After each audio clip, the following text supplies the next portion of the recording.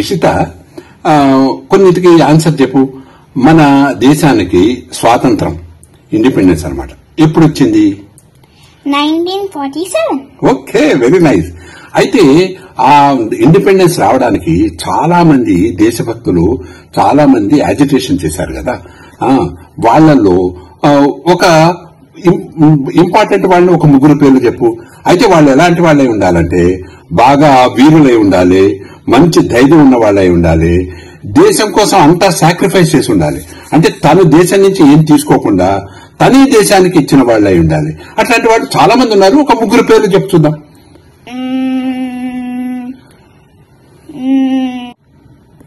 Subhash Chandrabose, Savarkar, Jhansi Lakshmibai. Very nice. Jhansi Lakshmibai ఎందుకు చెప్పావంటే నువ్వు ఝాన్సీ లక్ష్మీబాయి రోల్ వేసావు, అందుకోసం కదా.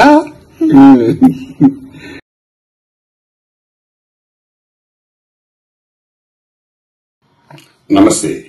నేను ఈ కార్యక్రమాన్ని ఇలా ఎందుకు ప్రారంభించానంటే ప్రస్తుతం ఉన్న పరిస్థితుల్లో మన దేశంలో అన్నిటికన్నా చాలా ఎక్కువ అవసరమైన విషయం ఏమిటంటే ప్రతి ఒక్కరిలోనూ దేశభక్తికి సంబంధించిన భావనలు పెంపొందడం అనేది చాలా ముఖ్యం. అది చిన్నపిల్లల దగ్గర నుంచి యువత నుంచి పెద్దవారి వరకు అందరిలోనూ అది ఆ దేశభక్తి భావం ఉండాలి.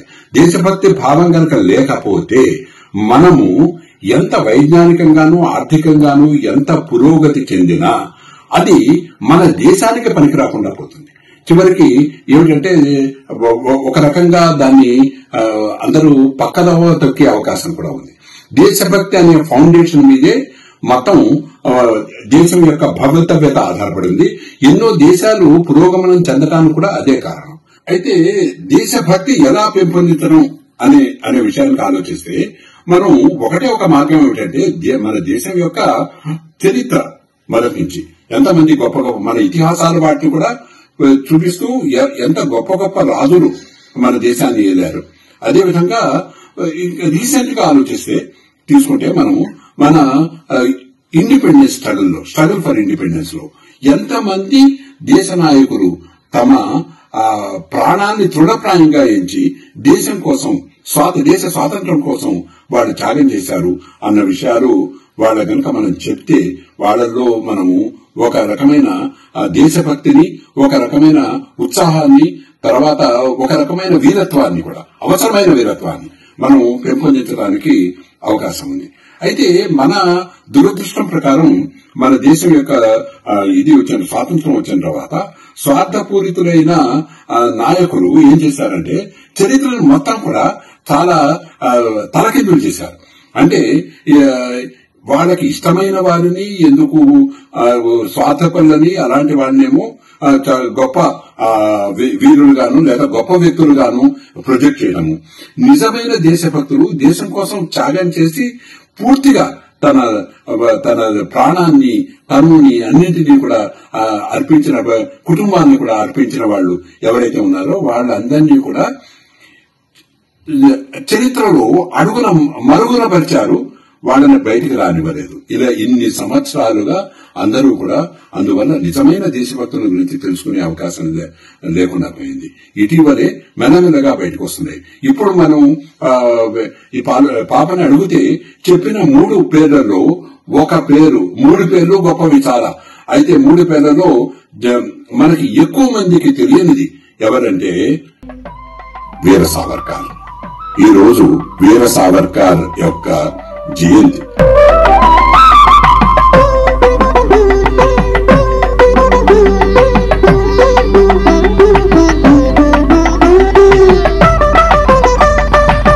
ఆ మహానుభావుడి గురించి కొంచెం జాతి అంతా కూడా తెలుసుకుంటే వాళ్ళలో దేశభక్తి భావం విపరీతంగా ఉప్పొంగుతుంది. ప్రస్తుతం ఉన్న దేశ పరిస్థితుల్లో అది చాలా అవసరం. చరిత్ర మరుగున పరిచిన వీర సావర్కర్ యొక్క గొప్పతనం ఏమిటో కనీసం చాలా తక్కువ మీరు గూగుల్లోది సెర్చ్ చేసినా కూడా తెలుస్తుంది. అయినా కూడా ఇప్పుడు మనం ఒక్క నిమిషంలో దాని గురించి మనం తెలుసుకుందాం.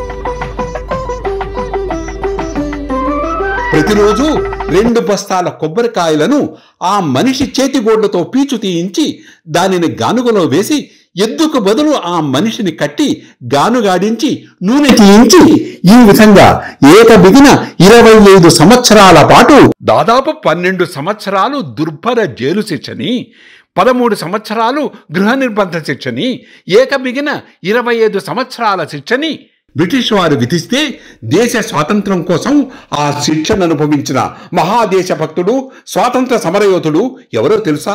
దేశ స్వాతంత్రం కోసం ఉద్యమించి అండమాన్లోని సెల్యులర్ జైల్లో నరకప్రాయమైన కఠిన కారాగార శిక్షను ఏకబిగిన 25 సంవత్సరాల పాటు అనుభవించి జీవితంలో అతి విలువైన యవ్వన ప్రాయాన్ని దేశం కోసం ధారపోసిన మహనీయుడు వీర సావర్కర్. దేశ స్వాతంత్రం తరువాత అటువంటి ఎందరో మహనీయుల చరిత్రల్ని దుర్నీతిగల చరిత్రకారులు మరుగున పడేస్తే వారు చూపిన చరిత్రనే మనం ఇంతవరకు చదువుతూ వచ్చాం. ఇకనైనా కళ్ళు తెరుద్దాం, వాస్తవాలను, మహనీయుల చరిత్రలను తెలుసుకుందాం. భారత్ మాతాకి జై. ఇప్పుడు విషయం ఏంటంటే, ఒక హాస్యాస్పదమైన విషయము, సిగ్గుతో తలదించుకోవాల్సిన విషయం ఏమిటంటే, సాక్షాత్తు చట్టసభ పార్లమెంటులో సభ్యుడిగా ఎన్నికైన ఒక నేత వీర సావర్కర్ గురించి అనుచిత వ్యాఖ్యలు చేశారు. ఆ పార్టీ ఇతర సభ్యులు దానికి హర్షధ్వానాలు చేస్తూ వత్తాసు పలికారు కూడా. వీర సావర్కర్ రాజ్యాంగ విధానానికి వ్యతిరేకవాది అని, బ్రిటిష్ వారికి విధేయుడని, బ్రిటిష్ వారి నుండి పెన్షన్ పొందేవాడని, ఇలా వివిధ రకాలుగా అనుచిత వ్యాఖ్యలు పార్లమెంటులోనూ బయట చేసి చివరికి సుప్రీంకోర్టులో చివాట్లు కూడా తిన్నాడు. ఒక గొప్ప స్వాతంత్ర సమరయోధుని గురించి తెలిసి తెలియక అలాంటి వ్యాఖ్యలు చేయరాదని, ఒకవేళ మరొకసారి అలా చేస్తే చట్ట ప్రకారం శిక్షార్హులవుతారని సుప్రీంకోర్టు హెచ్చరించింది కూడా. ఇది హాస్యాస్పదం. ఎందుకు హాస్యాస్పదం అంటే, స్వాతంత్ర సంగ్రామంలో పాల్గొన్న వారిలో ఎంతమందిని దాదాపు 12 సంవత్సరాల పాటు అండమాన్ జైల్లో ఉంచారు చెప్పండి. ఏంటంటే ఇంకా మిగిలిన వాళ్ళందరూ ఇక్కడిక్కడ కారాగారాల్లో కొంతకాలం పాటు శిక్షణ అనుభవించి వచ్చిన వాళ్ళు, అందులో కొందరు మన చరిత్ర ఏం చెప్తుందంటే జైల్లో రాజభోగాలు అనుభవించిన వాళ్ళు కూడా ఉన్నారు. అయితే ఇంత ఘోరమైన పద్ధతిలో 25 సంవత్సరాలు జీవితంలో చాలా విలువైన కాలాన్ని దేశం కోసం ఆయన మధ్యలో కొన్నిసార్లు తప్పించుకోవడానికి ప్రయత్నించిన కారణంగా మళ్లీ ఆయన శిక్షను పొడిగించడం జరుగుతుంది. కాలాపాని అనే పేరుతో అంతా కూడా అది విదితమే అందరికీ కూడా. అయితే ఇది ఇంత పద్ధతిలో ఉన్న వ్యక్తి చివరిలో చాలా పెద్దరికం వచ్చేసిన తర్వాత ఇంకా ఆయన ఇది ఒక ఏమిటంటే విడుదల చేయండి, నేను ఇంకా పాల్గొనను రండి అని ఒక చిన్న మెర్సీ పిటిషన్ లాంటిది ఒకటి మామూలుగా తప్పనిసరి చివరిలో ఇంకా ఏమిటి అంత జీవితంలో అంత వాల్యుబుల్ టైం అయిపోయిన ఓపిక లేని సమయంలో ఆయన మెర్సీ పిటిషన్ పెట్టుకుంటే అప్పుడు ఆయన హౌస్ అరెస్ట్ చేసి ఉంచారు. అటువంటి మహానుభావుడిపై అనుచిత వ్యాఖ్యలు చేయడం హాస్యాస్పదమే కాదు, తీవ్ర అభ్యంతరకరం కూడా. ఇది దేశభక్తులందరూ ఏకకంఠంతో నిరసించాల్సిన విషయం. అయితే ఇప్పుడు ఒక చిన్న విషయాన్ని ఏం చెప్తాను. అదేదో సినిమా ఉంది, వక్త అనే సినిమాలో రాజ్ కుమార్ అని ఒక అతని డైలాగ్ ఉంది. సరే అది హిందీలో ఎలా ఉన్నా దాని తెలుగులో దాని అర్థం చెప్తాను. అతను అంటాడు ఒకటితో, ఏమంటాడంటే, ఇదిగో ఎవరైతే గాజు మేడలు అంటే గాజుతో ఇల్లు కట్టుకున్నవాడు అంటే అద్దాల మేడలు ఉన్నవాడు ఎదురుగుండా ఉన్నవాడి ఇంటి మీద రాయి వేయరాదు అంటాడు. ఎందుకు? దాని అర్థం ఏమిటి అంటే, అది అందరికీ తెలిసిందే, అది పాపులర్ డైలాగ్ కూడా. దాని అర్థం ఏమిటంటే, మనం ఏటు వాడి మీద రాయిస్తే వాడికి మహా అంటే ఏం జరుగుతుంది, ఎక్కడ ఒక చోట తగులుతుంది. ఏదో వీడు ఎవరికి ఎక్కడైతే ఏం చేశాడో అక్కడ తగిలితే తగలచ్చు. దానివల్ల కొంత నష్టం ఉన్నప్పటికీ దాని పర్యవసానంగా అవతల వాడు కనుక అదే రాయి తీసి తిరిగి వెనక్కి కొడితే మొత్తం వీడి అద్దాల మేడ అంతా కూడా ఒకే దెబ్బకి కూలిపోతుంది. అయితే అంటే దీని అర్థం ఏమిటంటే, ఎవరైతే వాళ్లలో ఎన్నో రసుగులు పెట్టుకుని ఎంతో వీరత్వం కాని విషయము, కాంప్రమైజ్ అయినది, లైఫ్ లో కాంప్రమైజ్ అయిన పరిపాలనలో కూడా కాంప్రమైజ్ అయిపోయినవి, వీరత్వం లేని సందర్భాలు, వీరత్వాన్ని కూడా ప్రోత్సహించని సందర్భాలు, ఇటువంటి సందర్భాలు ఒకళ్ళ చరిత్రలో పెట్టుకుని వాళ్ళకు సంబంధించిన వాళ్ళు ఈయన్ని ఇలాంటి వీరుణ్ణి పెట్టుకోవాలంటే అది చాలా హాస్యాస్పదం. సరే, అందరూ కూడా దీనికి ఇప్పుడు విషయం ఏమిటంటే, వీర సావర్కర్ గురించి అందరూ తెలుసుకోవటం మంచిది. తెలుసుకోవడానికి అన్ని మార్గాలు ఉన్నాయి, అవన్నీ తెలుసుకోండి. ప్రస్తుత సమాజానికి అది చాలా అవసరం.